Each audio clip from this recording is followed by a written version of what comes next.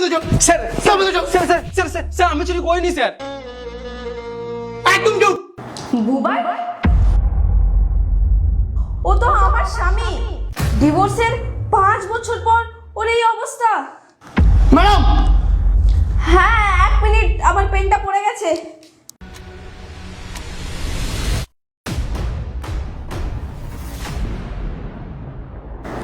হ্যাঁ বলো, কি হয়েছে? ম্যাডাম বলছি ও রমেশের দোকানে আরাম মতো চুরি করে। না, না। আর আজকে সকালেই টাকা চুরি করতে কি ধরা পড়েছে। আচ্ছা ঠিক আছে, তুমি যাও, আমি দেখছি।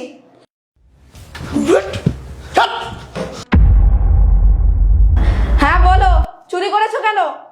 ম্যাডাম ম্যাডাম ম্যাডাম আমি চুরি করিনি ম্যাডাম, আমি সত্যি বলছি ম্যাডাম, আমি চুরি করিনি।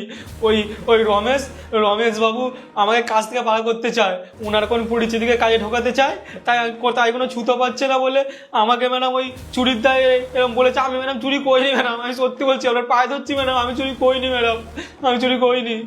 আচ্ছা ঠিক আছে, অত টেনশন করো না, আমি জানি তুমি চুরি করোনি। ম্যাডাম সত্যি? ঠিক আছে, অনেক অনেক ধন্যবাদ ম্যাডাম, অনেক অনেক ধন্যবাদ, অনেক অনেক ধন্যবাদ ম্যাডাম। ঠিক আছে ম্যাডাম, আমি আসছি। যাও, কিন্তু 1 মিনিট, তুমি ওই নিউ টাউনের ওই বিল্ডিং এ থাকতে না? হ্যাঁ ম্যাডাম, কিন্তু আপনি আমাকে চেনেন? না, আমি তোমাকে চিনি না। হ্যাঁ, কিন্তু তোমার স্ত্রীকে চিনি। তোমার স্ত্রী হচ্ছে আমার কলেজের বন্ধু, আমরা একসাথে পড়তাম।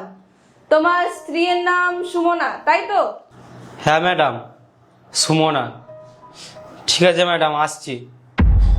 দাঁড়াও, আমি যতদূর জানি তোমার তো রিয়েল এস্টেটের অনেক বড় ব্যবসা। তোমার তো এত ধন সম্পত্তি, গাড়ি, টাকা পয়সা সব কিছু আছে, তাহলে তোমার এই অবস্থা কেন?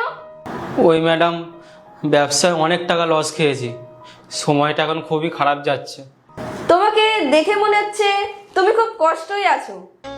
তুমি চাইলে আমাকে বলতে পারো, তোমার স্ত্রী আমার খুবই ভালো বন্ধু, হয়তো আমি তোমার কোনো সাহায্য করতে পারি। না না ম্যাডাম,